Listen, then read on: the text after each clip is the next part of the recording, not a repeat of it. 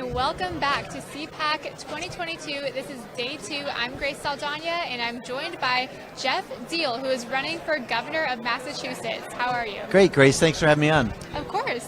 So tell our viewers a little bit about yourself. You were recently endorsed by President Trump. You're the new next big thing in Massachusetts. So tell us about your background. I'm not sure if I'm the new next big thing. I'm just the next guy in line to try to upgrade our current Republican governorship to a more conservative Republican governorship. Charlie Baker, our current governor, is not running for re-election, and so I ran for U.S. Senate back in 2018 against Elizabeth Warren. We built a great team of people out there. We got almost 1 million votes, so at this point we think that we're right knocking on the door of making sure that we take over, push this in a little more conservative way. We have the whole defund the police. We have a very liberal legislature, so they want to defund the police. They want to make sure that college is free for everybody. You know, government's going to provide everything. Healthcare, they want to make sure that, kids are vaccinated before they can go back into schools. And that should be a parent's choice, in my opinion. Keeping kids in masks when we know that this doesn't really support that, that's been very frustrating for a lot of parents in Massachusetts. So I'm a parent. I have 2 daughters. My wife and I own a small business. I served in the legislature from 2010 to 2018, so I know how government works.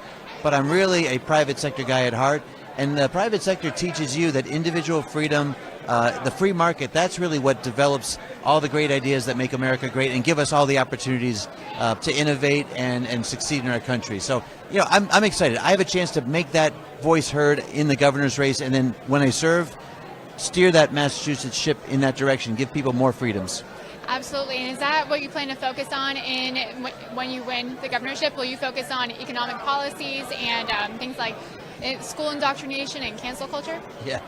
Well, I got to tell you, first of all, when you talk about businesses, the pandemic, they shut down all these businesses pretty arbitrarily, and then the reopening was just as arbitrary. You know, if you were a bar that served food, you were closed for good. If you were a restaurant that served beer or alcohol, you could stay open, right? If you were standing up, the mask could be had to be on. If you were sitting down, they could take them off. Obviously, we didn't know at the time when the pandemic hit, so people took precautions. But as we learned from the science what was going on, I think that state government in Massachusetts and government in general around the country, federal government, was very overbearing on businesses and drove a lot of them out. And now we need to rebuild and get people to, start those businesses again, create that job growth. Under Donald Trump, President Trump, we had 4 years of economic, incredible growth. The stock market was doing well. We had record unemployment, 50 years of record unemployment.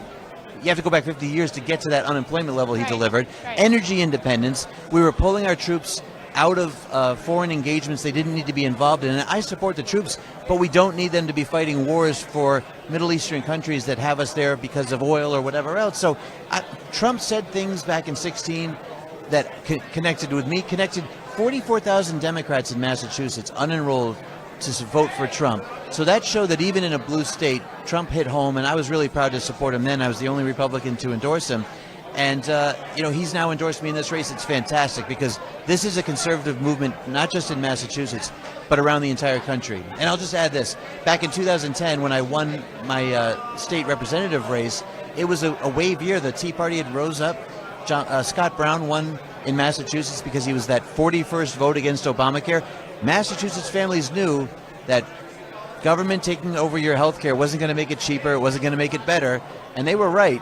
And so now we're in the same moment now. Parents, families, they're rising up saying, I want control back of my kids' lives, my own family's health care. I want to have say in what my kids' education is going to be at the high school level. You've got school boards in Massachusetts still trying to shut down parents from talking about CRT, critical race theory, still trying to block parents from talking about sexually inappropriate material that's at certain age levels. And so I want to make sure that parents have a much stronger voice. Moms have a much stronger voice with what's going on with their kids in Massachusetts. And, my wife and I are both very politically active, and our daughters, we look at their lives and say, I can't imagine government controlling them in the way that we've seen over the last 2 years. We want to change that. Absolutely. I'm so happy to see someone like you who is dedicated to America First values, and what it's really all about is returning power to the people and restoring their constitutional rights. And most Americans, they go to work 9 to 5, they have kids, they have they don't have a lot of time to commit to politics, and they need their Republican leaders to stand up, and that's something that the current governor isn't doing, and your opponent, Charlie Baker. Charlie Baker, and it's funny you say that.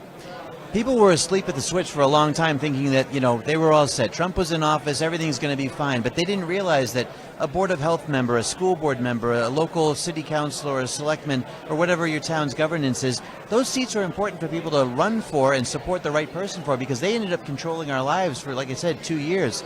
Now, the other interesting thing is, nationally, we're seeing, I think, governorships, Republican governorships, doing incredibly well.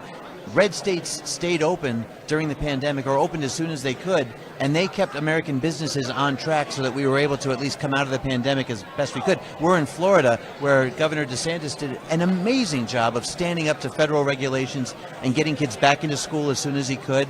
That's the kind of thing we're going to deliver in Massachusetts, and I think Glenn Youngkin winning Virginia was a great example of why that movement's actually real and happening. Right now, there's 29 sitting Republican governors in the country. The RGA, Republican Governors Association, I was at their meetings a few weeks ago. They think that they can get to 36 governors after this cycle. 36 governors in the country, that's an overwhelming majority of Republicans and conservative leadership, so long as a lot of those governors do the right thing. And that's the trick, is to make sure that those people you support that are running for office do believe in that conservative America first, families making their decisions type of movement. And that's what's happening. That's why I'm so excited to be running at a time when finally our country is waking up. And I love the theme of this CPAC convention, right? Awake, not woke. Right. It's amazing. Awake, not woke. That's right. And the RSBN actually recently reported on a story that 4 or 5 Democrat governors are now finally lifting their mask mandates and their vaccine mandates. I mean, it's so politically motivated. It's motivated. Political science, not medical science, right? Exactly. And I'm so happy to hear that you're going to be the exact opposite. Yeah. No, I'm really looking forward to it. If I get a chance to serve as a governor of Massachusetts, you're going to start to see, I think, all of New England. We've got Chris Sununu is currently a Republican governor in New Hampshire. I think Paul LePage is running for re-election. He was term limited out, but he's running for re-election now as governor of Maine. We have a Republican governor in Vermont, of all places. We need Connecticut to pull up their weight and get a Republican governor in Rhode Island, too. It's going to be difficult, but Massachusetts can be that continued movement of New England to come back to that New England mentality of, we were the cradle of where it all started. Exactly. Yeah. Pilgrims landed in Massachusetts. The freedom started. The first Continental Army gathered in Boston under George Washington. I mean, we are the cradle of history of the America. And if we can't get back to our freedoms that our founding fathers gave us, we're making a big mistake. So I'm excited. I'm an Eagle Scout. And when you're in scouting, you learn, leave the campground better than you found it. This is my one chance in life to really get in office and make that big difference that I was always hoping to do. I'm very fortunate to have married a very successful woman. We own that business. She runs it. I work for another company as well. So we're both hardworking folks. But our chance to give back to this country that's been so good to us, we've got that one chance. So we're going to take every opportunity to do it. Coming to CPAC and talking to all these great folks and asking them to help support the campaign. It's just part of that effort. But also I'm inspired because you come here and you get remotivated. You talk to everybody and they're excited. They get you re-excited about what you're doing and that mission we're on. Right, and you guys are not career politicians, and I think that's so important to point out. I was 40 when I ran. I had no idea how to run for office. I read 2 books on how to run to get into office, and I did it, got in, spent 8 years there. I was on the Ways and Means Committee in the state legislature. And when I led a repeal of our gas tax was going to go up automatically in 2014 without a vote, I said, this is the wrong thing to do. I led the repeal movement outside the legislature because we couldn't get it done internally. And my own Republican Party punished me by taking me off of the Ways and Means Committee. So believe me, I wasn't up there to make friends. The bosses that I had were the 40,000 people I was elected to represent. Now I want to represent 7 million people, the state of Massachusetts, and they will be my boss when I get into office. That's a beautiful message. And when is your primary, and how can people find you on social media and support your campaign? Yeah, well, so what they want to do is go to geoffdiehl.com. My name, my mom decided to make it very interesting, Grace. She spelled it Geoff. So if you go to geoffdiehl.com, geoffdiehl.com, you can go to my website, see my platform, see what I stand for, look at my history when I was in office and what I do in my personal life as far as private sector and everything like that. You can donate. There's some cool campaign gear to buy or things like that. But honestly, it's a chance for you to also, if you have any friends or family in Massachusetts, send that link to them and let them know that they're going to get a real, true conservative in as their governor in 2022. It's so important that we continue to have this movement go forward. If we fall backwards, that progressive Democrat, the Democrat Party has been taken over by progressives. We know that. Their policies are designed to drive our country into the ground. We have to go forward and continue to elect more Republicans, winning in 22 and then winning the presidency back in 24. And if we can get Massachusetts to turn into a solid red state, we can get any of the hardcore blue states to do so too. It's going to happen, Grace. I can feel it in my bones. Absolutely. Well, thank you so much for coming on, Geoff. I appreciate your time today. Really appreciate your time too. Thank you. Thank you.